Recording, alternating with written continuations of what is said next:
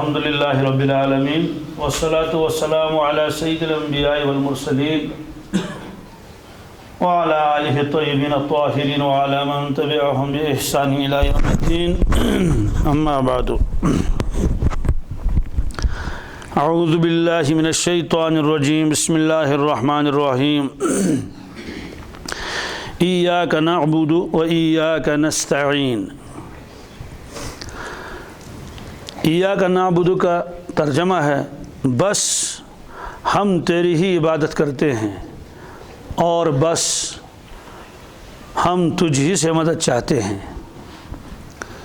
یہ جو بس کا لفظ آیا نا اس کو کہتے ہیں حصر۔ کیا حصر؟ حصر کس سے کہتے ہیں؟ حصر کے معنی آتے ہیں کہ باقی سب کی نفی کر کے کسی کے ساتھ اس کام کو خاص کر دینا۔ ایاک نعبد میں عربی گرامر کے اعتبار سے ایاک خود ہی تخصیص کے اوپر دلالت کرتا ہے، لیکن پھر اس کو فعل سے پہلے لائے تو اس میں مزید تاکید ہو گئی۔ اس کا ترجمہ تو یہ ہے کہ ہم بس آپ کی عبادت کرتے ہیں۔ اور حضرت عبداللہ ابن عباس رضی اللہ تعالیٰ عنہ جو مفسر قرآن ہیں اور قرآن مفسرین کے سردار مانے جاتے ہیں، راس المفسرین، وہ اس آیت کا ترجمہ اس طرح کرتے ہیں معناہ نعبدک ولا نعبد غیرک۔ اس کا مطلب کیا ہے؟ اس کا ترجمہ یہ ہے کہ ہم عبادت کرتے ہیں صرف تیری اور تیرے علاوہ کسی کی عبادت نہیں کرتے ہیں۔ عبادت کے اوپر تو کافی باتیں آ چکی ہیں اور یہ بھی بتایا گیا ہے عبادت نام ہے انکساری کی انتہا کا، کس کا؟ آخری مقام کا۔ تذلل اور عاجزی کے آخری مقام کا نام عبادت ہے، گویا کہ آخری مرتبہ ہے یہ تذلل اور عاجزی کا، اس لیے اس کا تعلق صرف اللہ تبارک تعالیٰ کے ساتھ ہے۔ تو بہرحال اللہ تبارک تعالیٰ نے جہاں بھی تعریفیں فرمائی اپنے نیک بندوں کی، عباد ہی کا لفظ فرمایا۔ مثلا فرمایا وَعِبَادُ الرَّحْمَنِ الَّذِينَ يَمْشُونَ عَلَى الْأَرْضِ هَوْنًا وَإِذَا خَاطَبَهُمُ الْجَاهِلُونَ قَالُوا سَلَامًا۔ اللہ تعالیٰ فرماتے ہیں کہ وَعِبَادُ الرحمن، حضرت رحمان کے خاص بندے، الَّذِينَ يَمْشُونَ وَعِبَادُ الرَّحْمَنِ الَّذِينَ يَمْشُونَ عَلَى الْأَرْضِ هَوْنًا، جب وہ زمین پر چلتے ہیں تو ان کے دلوں میں عاجزی اور انکساری ہوتی ہے، عاجزانہ، یعنی ان کے چلنے کا انداز بھی ایسا ہی ہوتا ہے، لگتا ہے اس کے دل میں کیا ہے؟ بڑی عاجزی اور انکساری ہے، کبر و غرور ان کے چلنے میں نہیں ہے۔ وَإِذَا خَاطَبَهُمُ الْجَاهِلُونَ قَالُوا سَلَامًا، اگر جاہل آدمی سے بحث مباحثہ ہو جائے، مڑبیڑ ہو جائے تو سلامہ کر کے چلے جاتے ہیں۔ مطلب ہے کہ ان چیزوں کی طرف ان کی کوئی دلچسپی بھی نہیں۔ ایک جگہ اللہ تبارک تعالیٰ نے فرمایا وَلَا تَمْشِ فِي الْأَرْضِ مَرَحًا، اے انسان آپ زمین کے اندر جو اکڑ کر مت چلیے، إِنَّكَ لَن تَخْرِقَ الْأَرْضَ وَلَن تَبْلُغَ الْجِبَالَ طُولًا، آپ اپنے قدموں سے زمین کو دبا نہیں سکیں گے، کتنا اونچا آپ چلیں گے آپ پہاڑوں تک نہیں پہنچ سکتے۔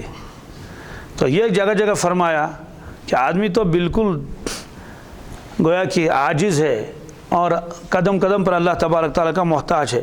بہرحال اس میں یہ فرمایا بندے نے کہ ہم تیری عبادت کرتے ہیں۔ یہ دعا بھی ہے، چونکہ سورہ فاتحہ کو فرمایا یہ تو دعا بھی ہے۔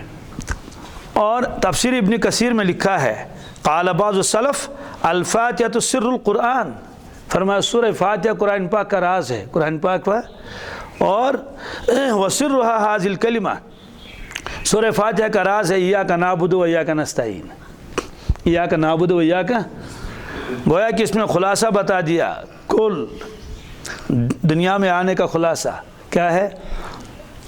بس بندگی ہے، کیا ہے؟ اور کسی کی بندگی نہیں۔ اس میں ہر قسم کے شرک کی رد و تردید ہو گئی، کوئی معبود نہیں اللہ کے سوا، کوئی دیوی نہیں، کوئی دیوتا نہیں، سورج نہیں، چاند نہیں، کوئی جن نہیں، کوئی انسان نہیں، عبادت اور بندگی کے لائق اللہ تبارک تعالیٰ کے علاوہ کوئی نہیں، اس لیے وہ تو خود بندے ہیں اللہ تعالیٰ کے، جنات اللہ تعالیٰ کے بندے ہیں اور فرشتے اللہ تعالیٰ کے بندے ہیں۔ تو نعبد فرمایا، اور اس کے بعد فرمایا وَإِيَّاكَ نَسْتَعِينُ، یہ لفظ قابل غور ہے۔ بظاہر تو یہ ہونا چاہیے ایاک نعبد و نستعین، تب بھی کام چلتا، تب بھی کام چل جاتا، لیکن وہ بات پیدا نہیں ہوتی جو بات دوبارہ ایاک لانے سے پیدا ہوئی۔ یہاں بھی وہی ہوا کہ مفعول کو مقدم کر لیا ایاک کو اور فعل کو مؤخر کر لیا، جیسے ایاک نعبد میں، ایاک نعبد میں بھی حصر ہوا، بس اور بس تیری بندگی کر لیتے ہیں اور کسی کی نہیں۔ وہ ایاک نستعین میں بھی تو ایسا ہی ہوا، کیا صرف اور صرف تجھی سے مدد چاہتے ہیں، مانگتے ہیں اور کسی سے نہیں۔ اس میں بھی سبوں کی باقی کی تردید ہو گئی، اس لیے وہ ایاک کے اندر ایک خوبی اور پیدا ہو گئی۔ معلوم ہوا کہ گویا اللہ تعالیٰ سے کہہ رہا بندہ کہ میرے معبود بھی آپ ہی ہیں اور میرے مستعان بھی آپ ہی ہیں۔ مستعان کہتے ہیں جس سے آدمی مدد طلب کرے، یہ گویا بتانا چاہتا ہے بندہ۔ اسی وجہ سے گویا وہ بتانا چاہتا ہے کہ مجھے آپ مخلوق کے ساتھ اس طرح کا کوئی تعلق نہیں ہے جس طرح میرا آپ کی عبادت کا اور مانگنے کا۔ نعبد کے بعد فوراً نستعین لائے، اس کی وجہ بھی لکھی ہے۔ کیا وجہ لکھی ہے؟ نعبد کے اندر میں نے عبادت کی، عبادت کرنے کے بعد آدمی کے دل میں کبھی کبھی عجب آتا ہے کہ میں ایسا ہوں اور ویسا ہوں، میں نے اتنی طوافیں کی ہیں، اچھا ہاں جی میں تو کل بھی روزے سے تھا، پرسوں بھی تھا۔ عبادت کرنے کے بعد یک گنا عجب دل میں آتا ہے، تو اس عجب کو کاٹنے کے لیے فرمایا وَإِيَّاكَ نَسْتَعِينُ، یہ سب کچھ تیری مدد سے ہوا، یہ سب کچھ تیری، اگر آپ کی مدد نہ ہو تو میں تو کچھ بھی نہیں کر سکوں گا۔ وَمَا تَوْفِيقِي إِلَّا بِاللَّهِ لَا حَوْلَ وَلَا قُوَّةَ إِلَّا، یہ بالکل طے ہے کہ اللہ کی مدد اور امداد کے بغیر کچھ نہیں ہو سکتا، عبادت بھی نہیں ہو سکتی۔ ایک حدیث پاک میں آتا ہے اللہ تبارک تعالیٰ ایک بندے کو اپنے سامنے لائیں گے محشر کے میدان میں، بہت عبادت کی ہوگی اس نے، تو اس سے پوچھا جائے گا کہ کیا کیا آپ نے؟ وہ کہے گا اللہ میں نے بہت عبادت کی، میں نے بہت عبادت کی۔ تو اس پر اللہ تبارک تعالیٰ ناراض ہو جائیں گے، کیونکہ وہ عبادت کی نسبت اپنی طرف کر لے گا۔ میں نے بہت عبادت کی آپ کی، دن رات لگا رہا تھا۔ اللہ تعالیٰ فرمائیں گے توفیق تو میں نے دی تھی، ایمان تو میں نے دے دیا تھا، اور جس پانی سے وضو کر رہے تھے وہ پانی تو میں نے بنایا تھا، جو رزق کھا کر آپ عبادت کرتے تھے وہ رزق تو میں نے بنایا تھا۔ یہ ساری چیزیں گنائیں گے تو اب وہ لاجواب ہو جائے گا۔ تو دوسرے بندے کو لایا جائے گا، اس سے کہے گا اللہ تعالیٰ کہ آپ نے کیا کیا؟ ہو گیا اللہ میں نے کچھ بھی نہیں کیا، بس آپ کی توفیق تھی جو کچھ ہوا۔ اللہ تعالیٰ فرمائے میرے بندے وضو تو آپ ہی نے کیا تھا، قیام تو آپ ہی نے کیا تھا، قعود تو آپ ہی نے کیا تھا، عطیات میں تو آپ ہی بیٹھے تھے، طواف تو آپ ہی نے کیا تھا، احرام تو آپ ہی نے باندھا تھا، فلاں کام نے تو آپ ہی نے کیا تھا۔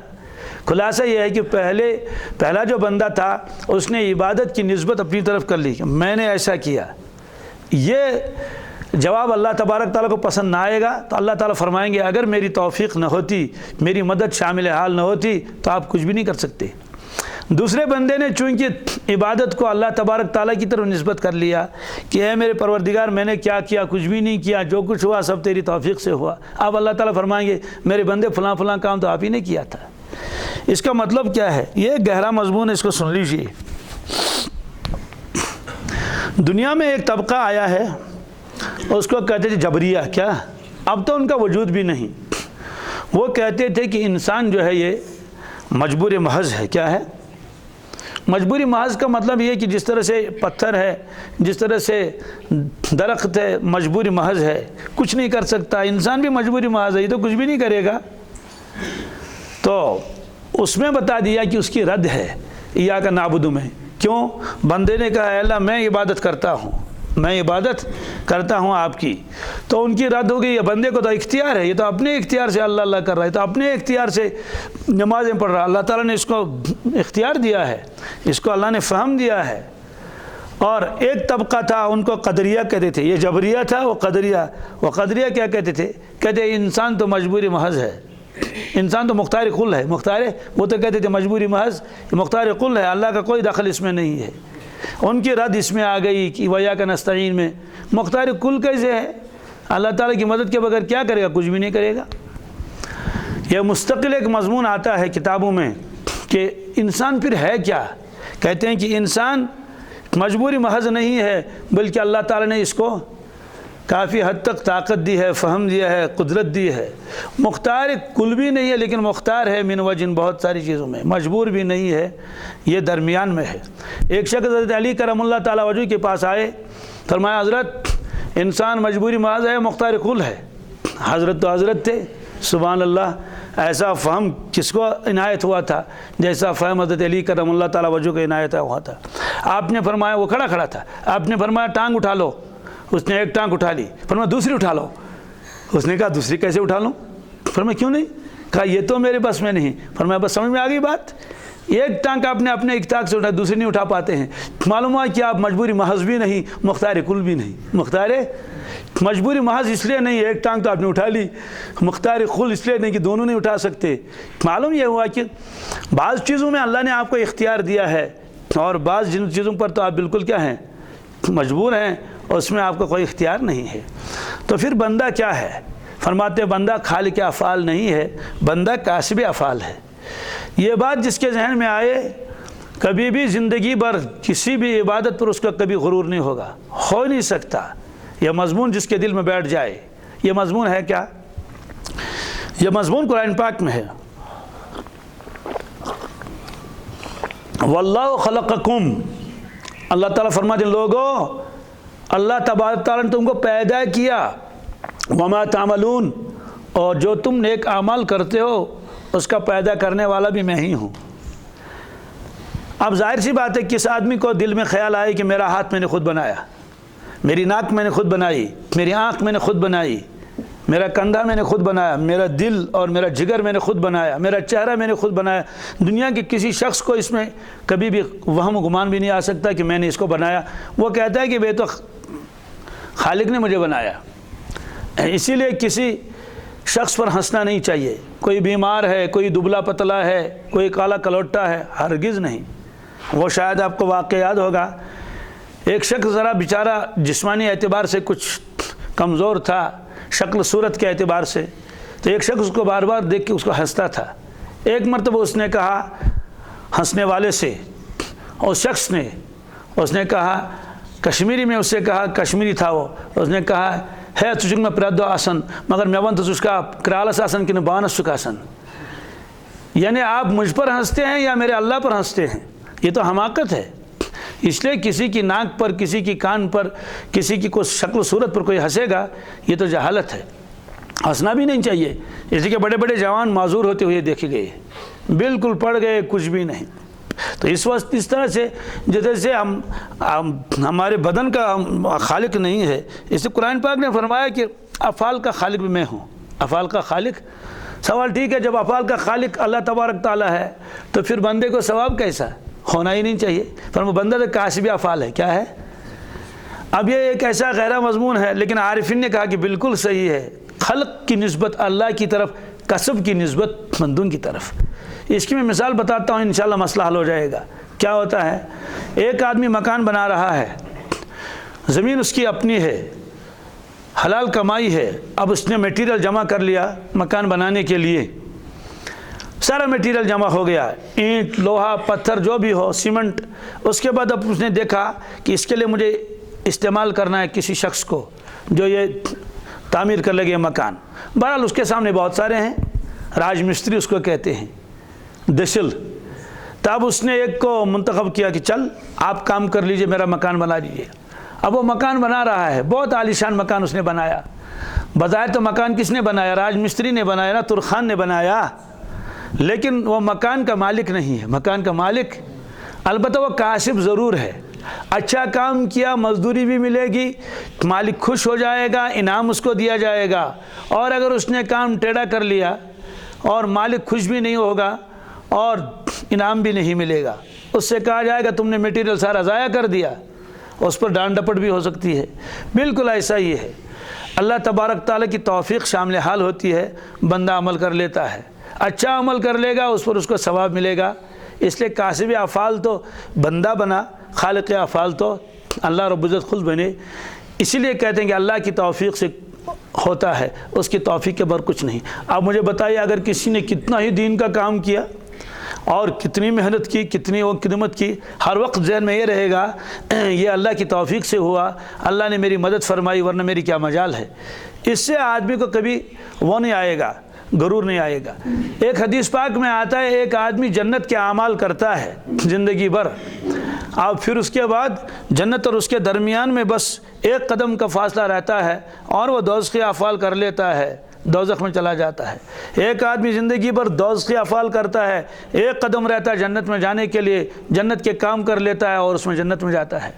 اس حدیث پاک کو سمجھنے میں بہت سارے لوگوں کو غلطی ہوتی ہے۔ اس کا مطلب تو پھر یہ ہوا کہ پھر تو عمل ہی نہیں کرنی چاہیے، بس جو ہوگا وہ ہوگا، نہیں۔ یہ اصل میں ان لوگوں کے لیے تعزیانہ ہے۔ کیا مطلب ہے؟ کہ جو آدمی اعمال خوب کر لے اور پھر نڈر ہو جائے، کیا ہو جائے؟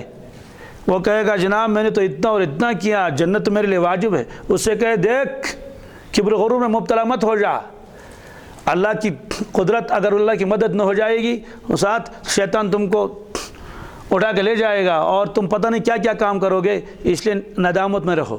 تو یہ حدیث اس لیے ہے کہ تاکہ عابدین کو غرور نہ آئے، کیا نہ آئے؟ ان کے دل میں کبر غرور نہ آئے کہ ہم ایسے اور ایسے ہیں۔ اور گناہگاروں کے لیے ہمت ہے اس حدیث پاک میں۔ ارے گناہگار تم اپنے آپ کو دوزخی کیوں کہتے ہو کہ میں دوزخی ہوں، مجھے اللہ نہیں بخشے گا؟ کس نے کہا؟ آپ ذرا ہمت کر لو، اگر زندگی کے چند سال ہی باقی ہیں آپ تو جنت میں جا سکتے ہیں۔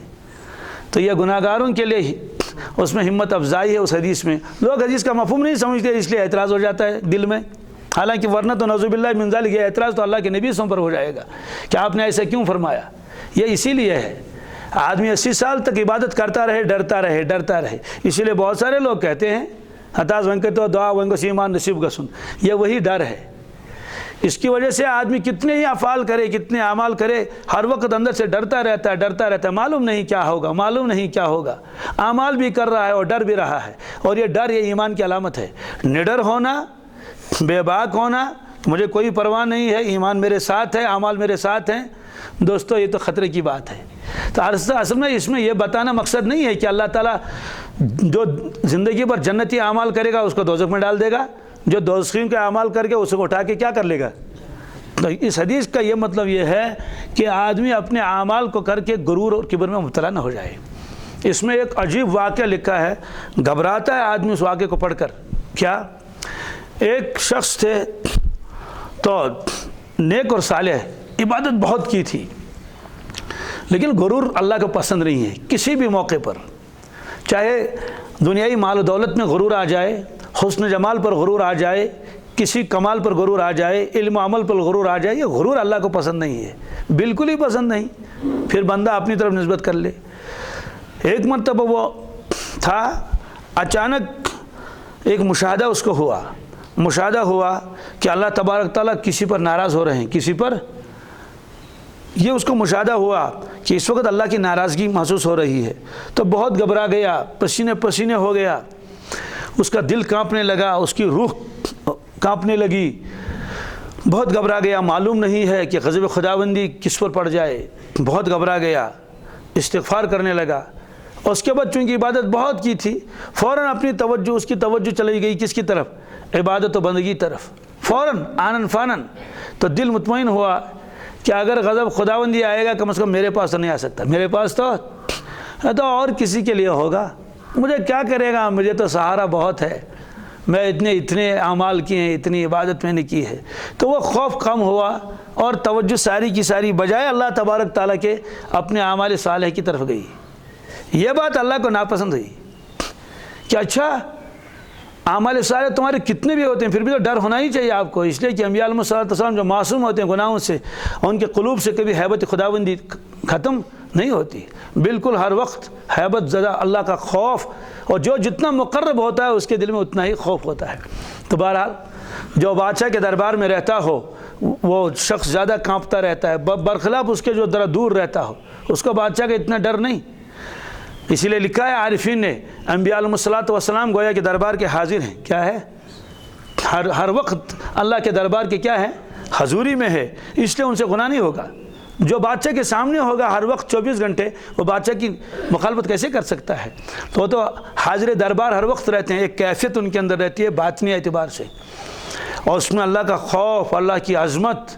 یہ مطلب نہیں کہ گناہ تو معصوم ہوتے ہیں، اور فرمایا اولیاء اللہ تو آتے جاتے ہیں، کیا یعنی ان کی کیفیت ایسی نہیں جیسے انبیاء علیہ السلام کی، ان کی کیفیت اس سے کم ہوتی ہے، لیکن اس لیے وہ محفوظ رہتے ہیں۔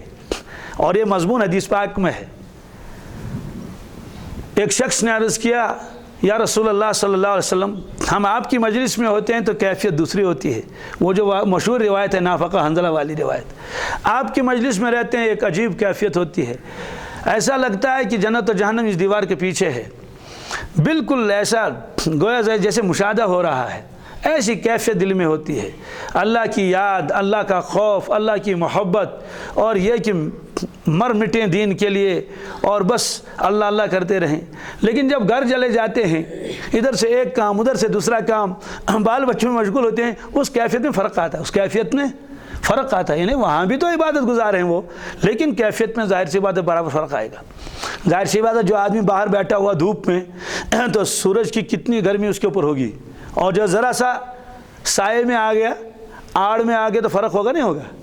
تو اللہ کے نبی صلی اللہ علیہ وسلم تو سورج ہیں، بلکہ یہ والا سورج تو پھر بھی بہت دور تھا، وہ تو صحابہ کرام کے سامنے تھا وہ سورج، اور یہ سورج میں نے اس لیے کہا، یہ لقب دیا ہے اللہ تبارک تعالیٰ نے رسول اللہ صلی اللہ علیہ وسلم کو، جی اس سورج کو فرمایا سراجا وہاجا، کیا یہ تو بھڑکتا ہوا سورج ہے، اس میں آگ بری ہوئی ہے، اس میں شعلے نکلتے ہیں، اس میں گرمی اور تپش ہے، اور اللہ کے نبی صلی اللہ علیہ وسلم کو فرمایا سراجا منیرا، کیا آپ تو نورانی سورج ہیں۔